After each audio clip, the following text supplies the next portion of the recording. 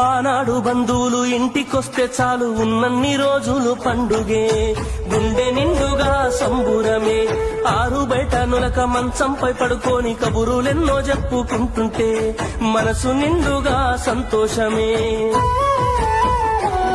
వాళ్ళు తిరిగి ప్రయాణం అవుతుంటే ఇంకో రోజుంటే బాగుండనిపించి ఎక్కే బస్సు వచ్చి వెళ్ళిపోయేదాకా చెప్పులు దాచిన జ్ఞాపకమే. బరువైన గుండెతో బాధపడేది కన్నీళ్లతోనే సాగనంపేది, బరువైన గుండెతో బాధపడేది కన్నీళ్లతోనే సాగనంపేది. ఆనాటి ప్రేమలు ఏమాయరో, బంధాలు బంధుత్వమెటువాయరా. డబ్బు బంధాలే మిగిలేనురో, మనుషులే దూరమయ్యేనురా.